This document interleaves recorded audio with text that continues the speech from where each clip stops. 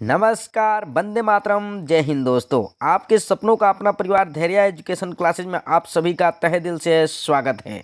तो आइए आज स्टार्ट करते हैं एनसीईआरटी पैटर्न पर आधारित Vidya question bank class 10 social science subject को। आपको बता दें कि इस चैनल के माध्यम से 10 to 12 बोर्ड एग्जाम 2022 की तैयारी बिल्कुल फ्री, राष्ट्रहित में देसी शुद्ध भाषा में कराया जाता है।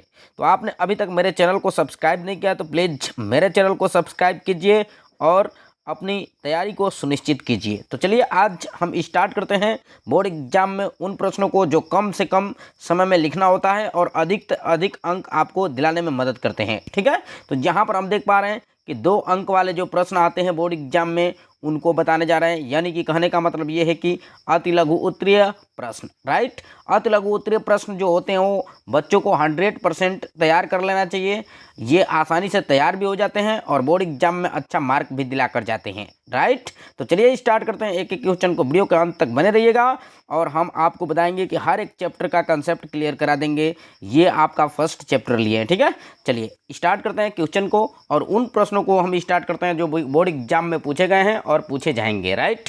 तो यहाँ पर हम देख पा रहे हैं दिया गया है क्वेश्चन क्या कि किस प्रसिद्ध फ्रांसीसी चित्रकार ने 4 चित्रों की श्रृंखला बनाई। चलिए, यानी कहने का मतलब 4 चित्रों की श्रृंखला किसने बनाई थी और वो भी कहाँ का था, तो फ्रांस का था। क्या था, चित्रकार था और यहाँ पर श्रृंखला की बात की गई है, राइट।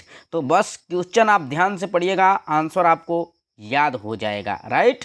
तो चलिए आंसर की बात करें यहाँ पर तो देख पा रहे हैं फ्रेडरिक सारियू ने। किसने बनाया था, तो फ्रेडरिक सारियू ने, ठीक है। कब, तो यानी 1848 ईस्वी में बनाया था। तो देख पा रहे हैं यहाँ पे क्वेश्चन बहुत ही अच्छा है। ये क्या है, ऑन लिनियर क्वेश्चन है, यानी आसान से आसान है और बोर्ड एग्जाम में इसको भूल भी नहीं सकते हैं, ठीक है। तो फ्रेडरिक सारियू ने क्या किया था, तो यानी चित्र बनाया था और 4 चित्रों की श्रृंखला बनाया था, राइट। तो याद रहेगा हमेशा के लिए। उम्मीद और आशा और विश्वास करते हैं कि आपको ये याद होगा, ठीक है। आगे बढ़ते हैं, अगले क्वेश्चन की तरफ चलते हैं। यहाँ पर अगला नंबर क्वेश्चन आपका सेकंड है। दे रहा है कि 19वीं शताब्दी में यूरोप में राजनीतिक एवं मानसिक जगत में कार्य भारी परिवर्तन आने के क्या कारण थे। चलिए, कहाँ की बात कर रहा है, पहले बात तो 19वीं शताब्दी की बात किया जा रहा है और उसके बाद क्या है, यूरोप में। किसमें, यूरोप में। दे रहा है राजनीतिक और क्या दे रहा है, मानसिक जगत में। समझ रहे ना, क्या हुआ था, तो भारी परिवर्तन हुआ था। समझ रहे ना, इसका कारण क्या था, यही आपसे पूछा जा रहा है, ठीक है। तो इसका कारण था राष्ट्र राज्य का उदय, यानी राष्ट्र राज्य का जो उदय हुआ था वही इसका क्या था, कारण था। तो बिल्कुल ये तो सिंपल है, आपके लिए झटपट में इसको खत्म कर सकते हैं। आगे बढ़ते हैं अगले प्रश्न की ओर।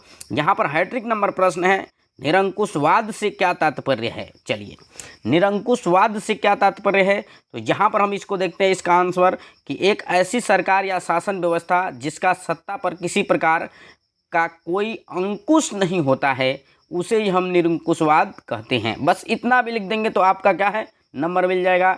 या आप आगे बढ़ेंगे तो ऐसी सरकार जनता के अनुकूल कार्य नहीं करती, ये अत्यंत केंद्रीकृत सैन्य बल पर आधारित और यहाँ पर दमनकारी सरकारें होती हैं, ठीक है। तो बस हम जितना कह रहे हैं उतना आप तैयार कीजिएगा। बस ये हिस्सा आपको याद करना होगा, जो बता दे रहे हैं बस उतना, ठीक है। तो देखिए, आपको बस यहाँ से आपको कहाँ तक तैयार करना होगा, ज़्यादा आलतू फालतू मत पढ़िएगा, जितना हम कहेंगे उतना पढ़िएगा। वादा रहा कि आप बोर्ड एग्जाम में अच्छा कर जाएंगे, ठीक है। आगे बढ़ते हैं अगले प्रश्न की ओर। यहाँ अगला प्रश्न आपका चौथा घोषित कर रहे हैं। यहाँ पर दे रहा है कि जर्मनी के एकीकरण में सबसे महत्वपूर्ण योगदान किसका था, ठीक है। ये बोर्ड एग्जाम में पूछा गया है 2020 में। या आप देख पा रहे हैं जर्मन राष्ट्र का प्रथम सम्राट घोषित किया गया, ठीक है। देखिए, यहाँ पर बात की जाए किस देश की बात किया जा रहा है, जर्मनी की, ठीक है। और यहाँ पर क्या कहा जा रहा है कि एकीकरण में सबसे महत्वपूर्ण योगदान की बात किया जा रहा है, किसकी, महत्वपूर्ण योगदान की। और ये किसका रहा, यानी किसका था, यहाँ या कहा जा रहा है कि जर्मन राष्ट्र का प्रथम सम्राट घोषित किया गया। किसने, कौन था जो प्रथम सम्राट घोषित किया गया था, जर्मनी का। तो चलिए 2020 में आया है, इसको बहुत अच्छे तरीके से हम समझ लेते हैं और जान लेते हैं, परख लेते हैं, ताकि बोर्ड एग्जाम में आए तो किसी प्रकार का कोई दिक्कत ना आ पाए, ठीक है। तो यहाँ देखते हैं जर्मनी के एकीकरण में ऑटो बिस्मार्क। चलिए इसको इरेज करते हैं और बढ़िया से आपको बताते हैं, थोड़ा कलर बदल लेते हैं, आपके मुताबिक कलर लेते हैं।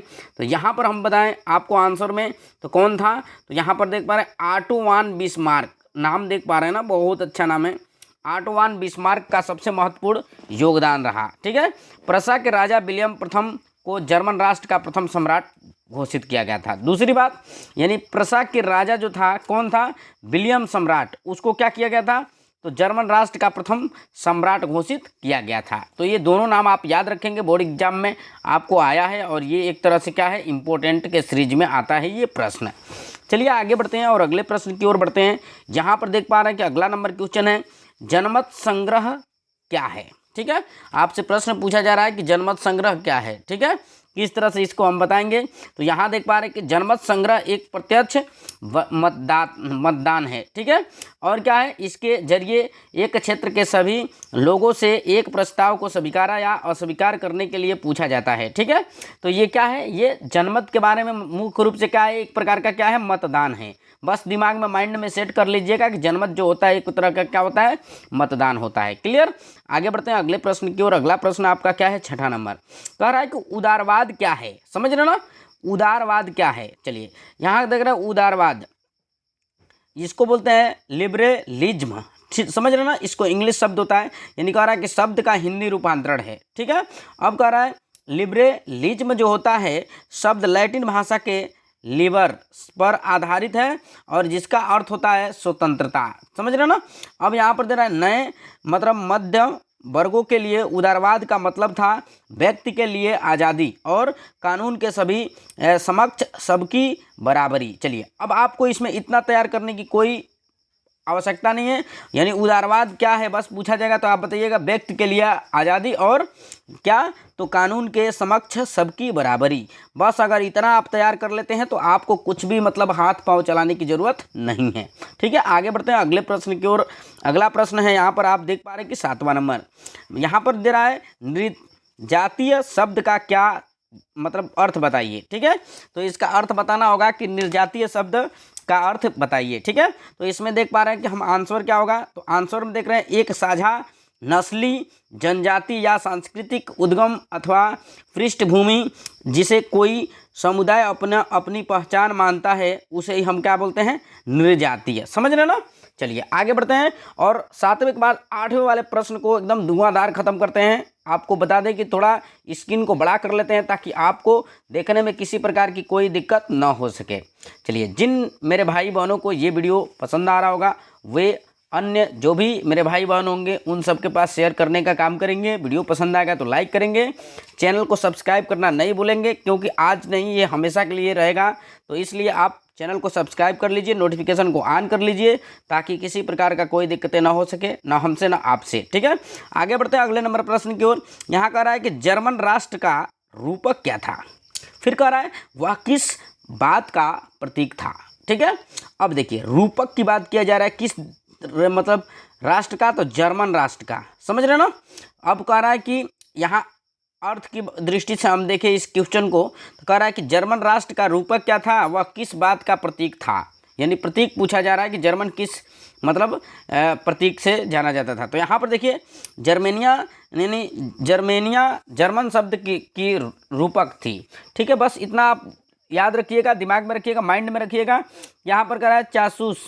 ठीक है, चासूस अभिव्यक्तियों में जर्मेनिया यानी बलूत वृक्ष के पत्तों का कह रहा है कि मुकुट पहनती है क्योंकि जर्मन यानी वलूत वीरता का प्रतीक है। ठीक है, आप बताएंगे सीधा कि वलूत वीरता का क्या है, ये प्रतीक है बस।